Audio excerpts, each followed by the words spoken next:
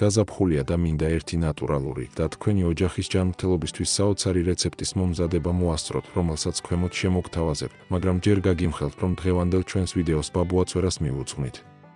ამ ვიდეოში გაგაცნობთ თურისთვის და როგორ გამოვიყენოთ იგი და რამდენიმე სასარგებლო რეცეპტსაც შემოგთავაზებთ.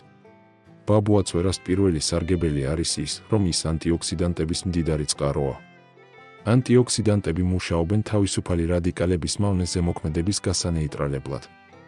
ადამიანის ორგანიზმი ბუნებრივად წარმოქმნის თავისუფალ რადიკალებს, რომლებიც ზიანს აყენებს ჩვენს უჯრედებს, აჩქარებენ დაბერების პროცესს და იწვევენ დაავადებებს. სწორედ ამ მავნე ზემოქმედებისაგან გვიცავს ანტიოქსიდანტები, რომლებიც ასებლომად არის ბაბუაცვერაში. მაგალითად ის შეიცავს ბეტა-კაროტინს, ანტიოქსიდანტს, რომელიც ხელს უწყობს უჯრედების დაცვას დაზიანებისგან. ბაბუაცვერას ყვავილი ასევე სავსეა ფლავონოიდებით და პოლიფენოლებით, რომლებიც სხვა სახის ანტიოქსიდანტებია და ეს მრავალფეროვნება ამ მცენარეს ჩვენი ჯანმრთელობისთვის კიდევ უფრო ღირებულს ხდის. გარდა ამისა, ბაბუაცვერა შეიცავს ბიოაქტიურ ნაერთებს, რომლებიც ხელს უწყობს ქოლესტერინის შემცირებას. ის თავისუფლად შეგვიძლია მაღალი ქოლესტერინის სამკურნალოდ გამოვიყენოთ. ბაბუაცვერას მესამე სარგებელია ის, რომ ის სისხლში შაქრის რეგულირებაში გვეხმარება. არსებობს გარკვეული მტკიცებულებები, რომლებიც მიუთითებს, რომ ბაბუაცვერა შეიცავს ნაერთებს, რომლებიც სისხლში შაქრის რეგულირებას შეიძლება უწყობდეს ხელს. 2016 წელს რამდენიმე მეცნიერი წინადადებით გამოვიდა, რომ ბაბუაცვერის ანტიჰიპერგლიკემიური, ანტიოქსიდანტური და ანთების საწინააღმდეგო თვისებების გამო ეს მცენარე მეორე ტიპის დიაბეტის მკურნალობაში ჩაერთოთ. თუმცა საჭიროა დამატებითი კვლევები, რომ საბოლოო გადაწყვეტილება იქნეს მიღებული. ზოგიერთი კვლევა მიუთითებს, რომ ბაბუაცვერას ექსტრაქტები და ნაერთები შეიძლება ორგანიზმს ანთების შემცირებაში დაეხმაროს. ამიტომაც, ანტიკურ ცივილიზაციებში ეს მცენარე ჭრილობების დეზინფექციისთვის გამოიყენებოდა. ის ჭრილობის შეხორცებას აჩქარებს და ორგანიზმში ინფექციას და ანთებით პროცესებს აჩერებს. ამის გამო მას მწერების ნაკბენით გამოწვეული ტკივილისა და ქავილის შესამსუბუქებლადაც გამოიყენებენ.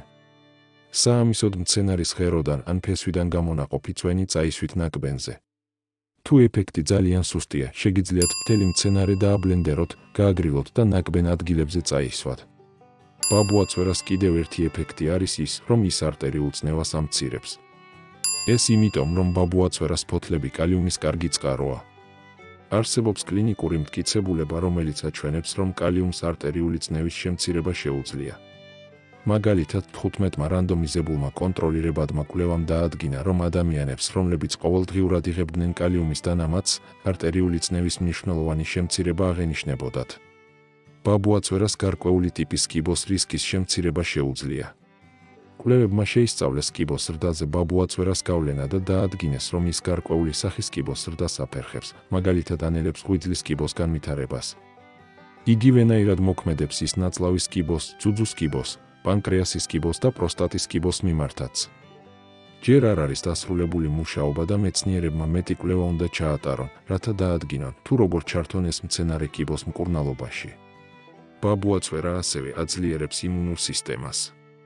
მას როგორც ანტივირუსული, ასევე ანტიბაქტერიული თვისებები გააჩნია.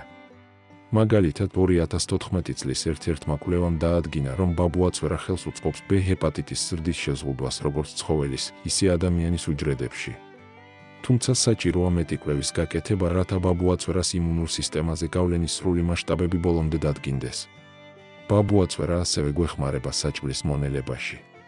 ის ოდითგან გამოიყენებოდა როგორც წამალი ყაბზობისა და საჭმლის მონელების სხვა პრობლემების დროს. გარდა ამისა, ბაბუაცვერა ღვიძლის ჯანმრთელობის საწინდარია. კვლევებმა აჩვენა, რომ მას შეუძლია ღვიძლის ზოგიერთი დაავადების პრევენციასა და მკურნალობას ხელი შეუწყოს. ეს მოიცავს აცეტამინოფენით გამოწვეულ ღვიძლის დაზიანებას, ღვიძლის არაალკოჰოლურ ცხიმოვან დაავადებას და ალკოჰოლთან დაკავშირებულ ღვიძლის დაზიანებას. ბაბუაცვერა ერთ-ერთი კარგი შარდმდენია. ძალიან კარგი ამბავი ის არის, რომ ქიმიური აბებისგან განსხვავებით, რომლებიც სამწუხაროდ შარდთან ერთად ორგანიზმიდან კალიუმს, მაგნიუმს და B ვიტამინებსაც განდევნიან და შედეგად გულის მუშაობას ექმნება საფრთხე, ბაბუაცვერას თვითონ აქვს ბევრი კალიუმი, ასე რომ მისი მიღება მარილების დისბალანსს არ იწვევს და გულისთვის საფრთხე აღარ იქმნება. ეხლა კი, როგორ გამოვიყენოთ ეს საოცარი მცენარე, ბაბუაცვერას ფოთლები შეგიძლიათ სალათებში დაამატოთ, რადგან მწარე ფოთლები საჭმლის მომნელებელი სისტემის სტიმულირებას ახდენს. მისი ფოთლების ღეჭვა შესანიშნავად მოქმედებს თქვენი კბილების მინანქარზეც. მაგრამ ძალიან ფრთხილად უნდა იყოთ და გულდასმით სათითაოდ უნდა გარეცხოთ პესტიციდების ან შინაური თუ გარეული ცხოველების ექსკრემენტების ნარჩენების პოტენციური საფრთხის გამო. ამ მხრივ უფრო უსაფრთხოა ბაბუაწვერას ფესვისგან ჩაის ან ყავის მიღება. აქვე უნდა გავითვალისწინოთ, რომ ზოგიერთ ადამიანში ზედმეტმა ბაბუაწვერას მოხმარება მის ჯანმრთელობაზე შეიძლება უარყოფითი გავლენა მოახდინოს. მაგალითად, ღეროების გადაჭარბებულმა მიღებამ მუცლის ტკივილი შეიძლება გამოიწვიოს. კერძოდ, ამან შეიძლება გავლენა მოახდინოს დიაბეტით დაავადებულ ადამიანებზე ან მედიკამენტების მიღებაზე, როგორიცაა სისხლის გამათხელებლები ან შარდმდენები. ასე რომ რჩევა იქნებოდა ამ სამკურნალო მცენარის მოხმარებაში ზომიერები იყოთ. ეხლა კი დაპირებული რეცეპტების დრო დადგა. ბაბუაწვერას თაფლი. ეს ეგრეთ წოდებული თაფლი ნამდვილი თაფლის შესანიშნავ ვეგანურ ალტერნატივად გამოდგება. მის დასამზადებლად ბაბუაწვერას ყვითელი ყვავილები დაგჭირდება. ეს თაფლი ხელს უწყობს თირკმელებისა და ღვიძლის აქტივობას, სტიმულირებს სისხლის მიმოქცევას და მეტაბოლიზმს. თანაც სწორად თუ გავაკეთებთ, ბაბუაწვერას თაფლი სამუდამოდ ძლებს. ყველაზე მნიშვნელოვანი არის, რომ წყლის შემცველობა 19%-ს არ აღემატებოდეს. მაშინ ასე დაგჭირდება ბაბუაწვერას დაახლოებით 200 ყვავილი. 1 ლიტრი წყალი, 1 ლიმონი, დაახლოებით 1 კილო შაქარი, თუმცა თქვენი საჭიროების მიხედვით შეგიძლიათ უბრალოდ განახევროთ ან გააორმაგოთ მისი რაოდენობა. აქ ჩვენ მხოლოდ და მხოლოდ ყვავილები გვჭირდება. ჩაყარეთ გარეცხილი ყვავილები ღეროების გარეშე დიდ ქვაბში, დაასხით 1 ლიტრი წყალი, დაამატეთ დაჭრილი და თესლებგამოცლილი ლიმონი. ადუღეთ ეს ყველაფერი 15 წუთის განმავლობაში და შემდეგ 24 საათის განმავლობაში გააჩერეთ. გადაწურეთ მეორე ქვაბში და მარლის საშუალებით გამოწურეთ წვენი. დაიწყეთ მიღებული წვენის ადუღება შაქრით. ამისათვის ნელ-ნელა ამატეთ შაქარი, რომ მიიღოთ წებოვანი, თაფლის მსგავსი მასა. ეს მასა მურაბასავით ცოტა დაბალ ცეცხლზე უნდა მოდუღდეს და ამ პროცესს შეიძლება რამდენიმე საათი დასჭირდეს. აქედან გამომდინარე, დრო და დრო ამოწმეთ სისქე. შესამოწმებლად ლამბაკზე გაციებული წვეთი ძაფად უნდა გაიწელოს. როდესაც სასურველ კონსისტენციას მიაღწევთ, ჯერ კიდევ ცხელი ჩაასხით ხრახნიან ქილებში და ჰერმეტულად დაახურეთ. თუ ყველაფერი სწორად გააკეთეთ, ეს პროდუქტი სამუდამოდ შეინახება. შეგიძლიათ ისე იხმაროთ, როგორც თაფლი ან მურაბა.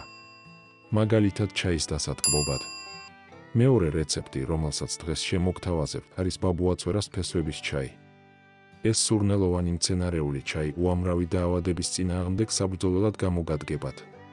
ის კუჭნაწლავის თუ შარდის ბუშტის ჩივილების, უმადობის, კანის პრობლემების დროსაც დაგეხმარებათ. ბაბუაწვერა რეგულარული გამოყენების შემთხვევაში რეალურ სასწაულებს ახდენს. ჩაის დაყენება ჩვეულებრივი ჩაის მსგავსად მცენარის გამხმარი ფოთლებიდანაც შეიძლება, მაგრამ ფესვი კიდევ უფრო კარგია. ამ ჩაის მისაღებად თქვენ უნდა შეაგროვოთ ფესვი გაზაფხულზე ყვავილობის პერიოდამდე, გაწმინდეთ, სიგრძეზე დაჭერით ზოლებად და შეინახეთ ჰაეროვან, მაგრამ თბილ ადგილას გასაშრობად, მაგალითად, გათბობასთან ახლოს. თუ მეორე დღეს ეს ჩაი გინდათ დალიოთ, დაახლოებით 2 ჩაის კოლზი ფესვები მოათავსეთ 1 ჯიქად ცივ წყალში მთელი ღამის განმავლობაში. მეორე დღეს ჩაი წამოადუღეთ, გადაწურეთ და მიირთვით. სრული სარგებლისთვის საუკეთესო დოზაა 3 ჯიქა დღეში. ასევე შესანიშნავია ბაბუაწვერას ყავაც. საამისოდ მცენარის ფესვები ჯერ გარეცხეთ და პატარა ნაჭრებად დაჭერით. ტაფაზე დაყარეთ და ყავის მარცვლებივით მოხალეთ. შიგადაშიგ მოურიეთ, რომ არ დაიცვას. რომ გაცივდება, ყავის საფქვავში დაფქვით. ბაბუაწვერას ყავა კი ასე მოამზადეთ, მოხარშეთ ფხვნილი ქვაბში სასურველი რაოდენობის წყლით და გააჩერეთ მინიმუმ 9 წუთის განმავლობაში. შემდეგ გადაასხით სითხე ჩიქაში ფილტრის საშუალებით ან ნალექიანი ყავასავით დალექვა აცადეთ. ეს ყავა შეგიძლიათ ხსნადი ყავის 150 მლ-იანი ფინჯნით დალიოთ და ამ დოზისთვის 1 ჩაის კოლზი ფხვნილი საკმარისია. თუ თურქული ყავის ნაცვლად გინდათ დალიოთ, დოზაში ამცირეთ თქვენს გემოვნებაზე. ამ უყავო ყავას ომის დროს ჩვეულებრივ ყავის შემცვლელად ხმარობდნენ. თუმცა მას ჩვეულებრივ ყავასთან შედარებით უამრავი უპირატესობა აქვს. აქვს არომატული გემო, არის კოფეინისგან თავისუფალი, არის ჯანსაღი, დამამშვიდებელად მოქმედებს კუჭზე და ხელს უწყობს საჭმლის მონელებას. დღეისათვის სულ ეს იყო. ჯანმრთელად იყავით ქართველებო. გემშვიდობებით მომავალ საინტერესო ვიდეომდე. კარგად ბრძანდებოდეთ.